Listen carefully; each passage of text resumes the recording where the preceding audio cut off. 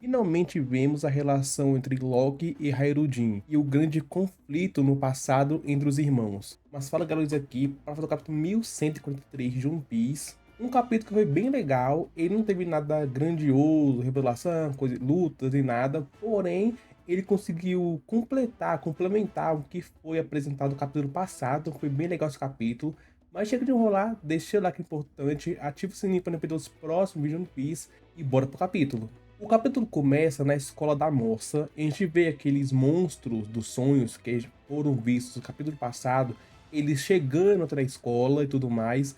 E nisso, o Sal, ele tenta impedir que as crianças continuem andando sonâmbulas, mas a Robin tenta impedir que ele toque nas crianças, já que aquele professor Wolf falou que não deveriam tocar nas crianças, mas como o Sal acha que nada irá acontecer, já que nada está perto das crianças que pode machucá-lo, ele toca nelas, porém ele é ferido por espinhos que estão ao redor das crianças. E o interessante é que esses espinhos, eles são invisíveis, né, claro. Então mesmo quando você se fere, você não sabe com que está sendo ferido.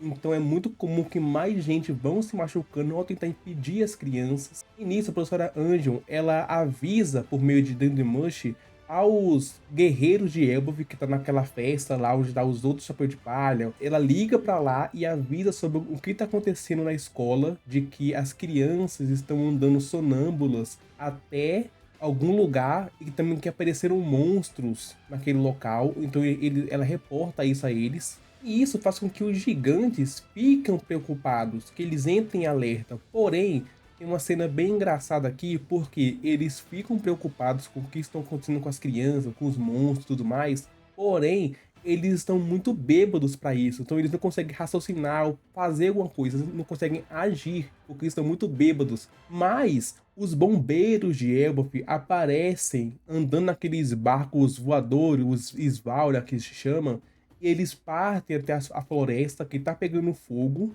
mas eles são surpreendidos pelo aquele esqueleto dos sonhos que apareceu e deu um tapa no navio deles, destruindo o navio deles, assim, eles meio que são incapacitados. E o gigante tudo, por ver um gigante esquelético, né, que é dos sonhos, eles entram em choque.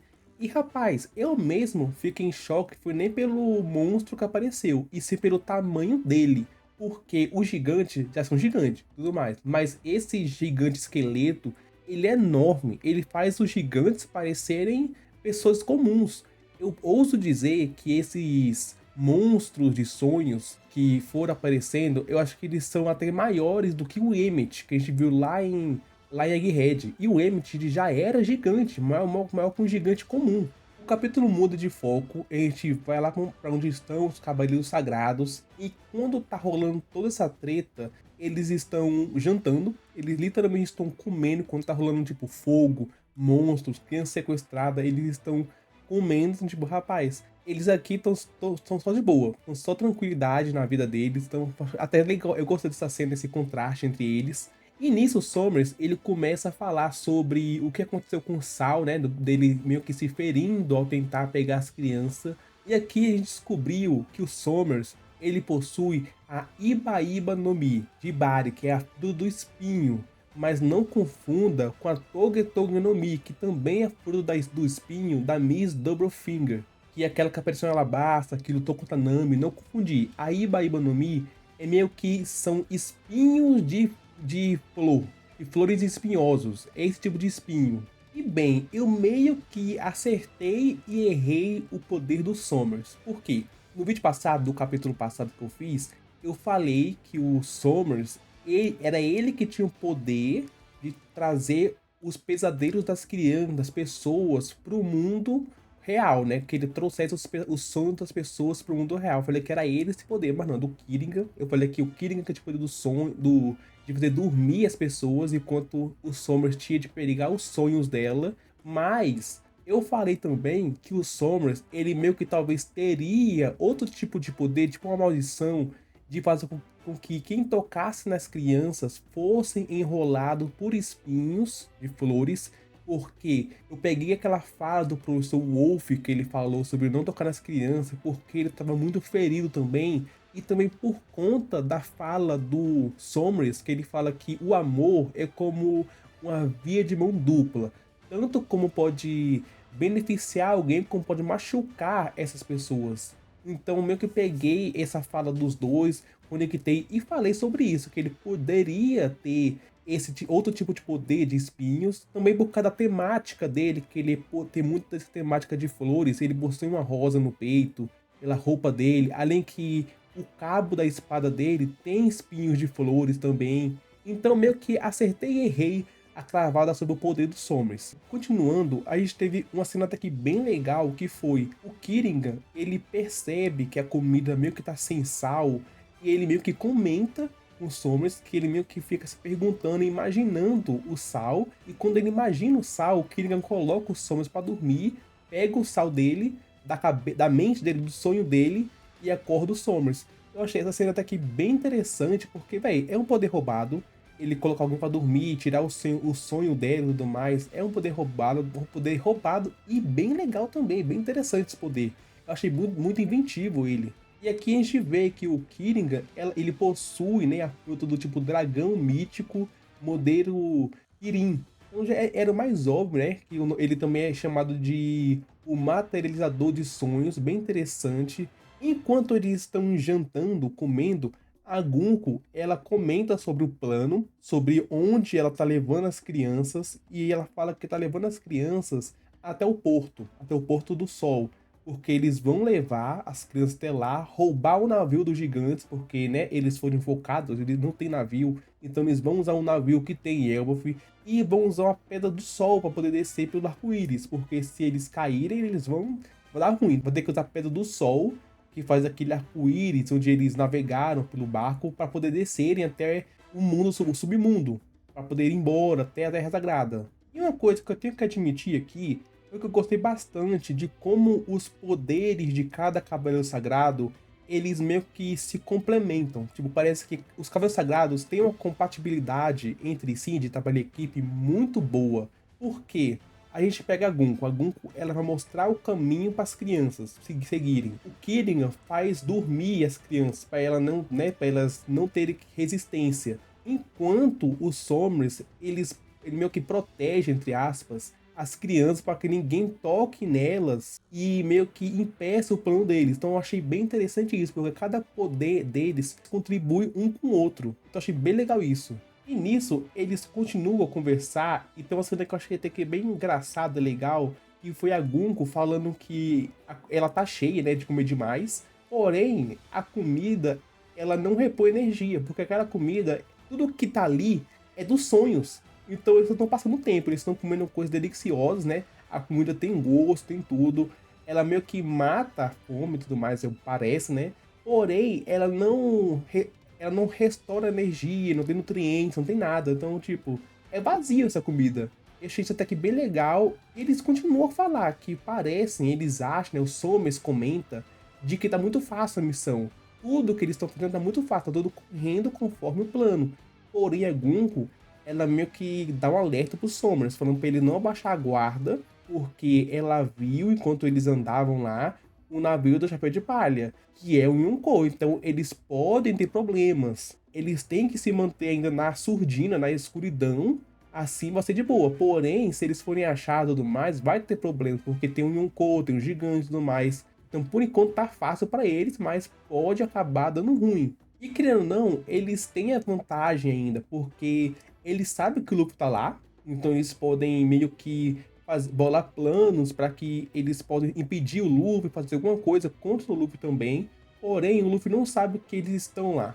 O Luffy não sabe. Então eles, querendo ou não, estão um passo à frente do Luffy para isso. Porém, o capítulo muda de foco e a gente vai lá pro Luffy, pro Loki, e a gente vê que o Loki continua a ameaçar eles, falando que se não tirarem a algema de Kairosek dele, ele vai destruir toda a Elvic usando o Ragnir, e que ninguém consegue levantar o Ragnir, meio que fazendo paralelo com o Mjolnir, que ninguém consegue levantar o Mjolnir se não for digno.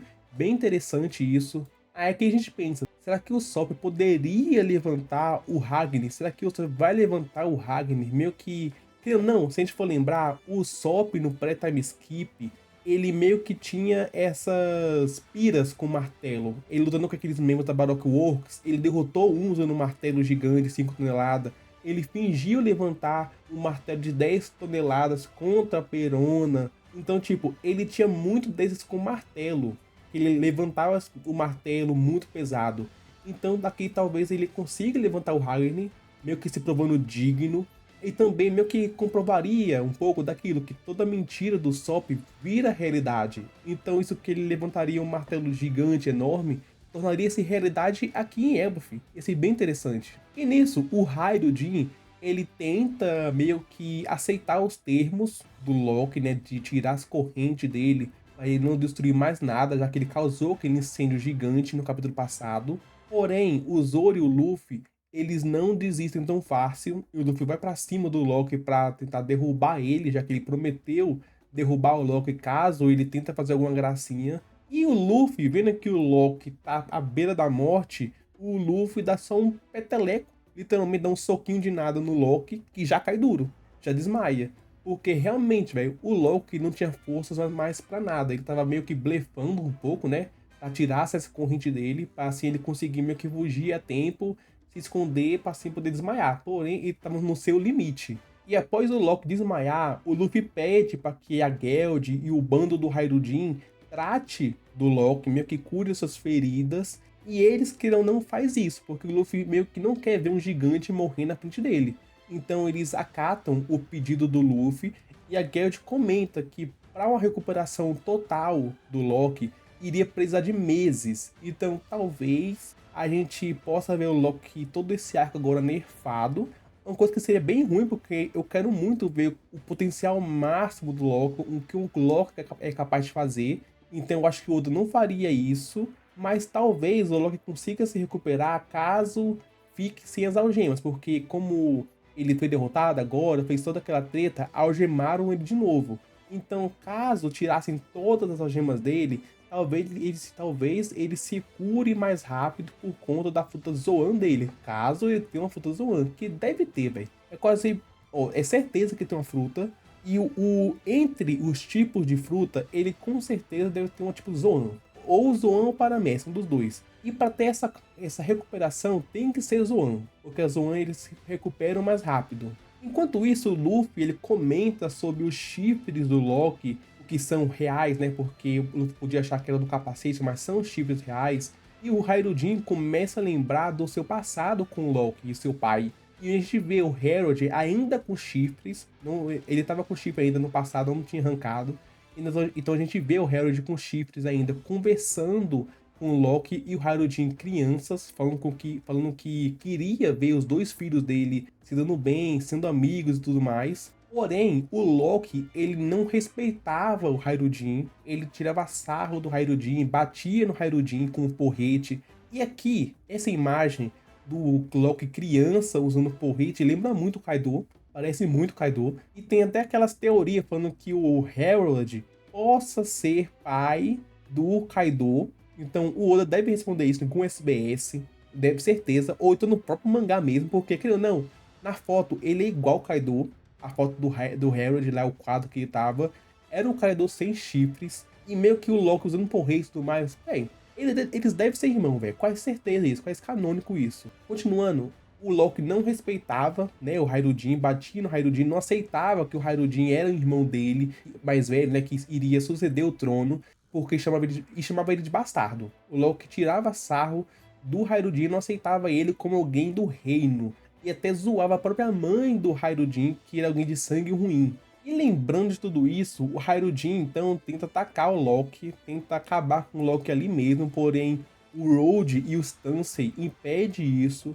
Enquanto o Hyrule tá com sangue fervendo, o Loki meio que questiona o Hyrule, falando pra ele se ele realmente acredita que ele matou o pai dele, que ele realmente acredita que ele, que né, porque ele conhecia o Loki, querendo ou não, se ele realmente mataria o pai dele a sangue frio. Então, meio realmente fica essa dúvida na cabeça do Hyrule se o Loki é culpado ou não pela morte. Isso é bem interessante, o capítulo se encerra assim, então eu achei bem interessante. Deixa um cliffhanger bem legal pro próximo capítulo, que deve ter um flashback, no próximo capítulo. Não deve ser aquele flashback enorme, mostrando finalmente o passado de Elbaf e tudo, como aconteceu as coisas.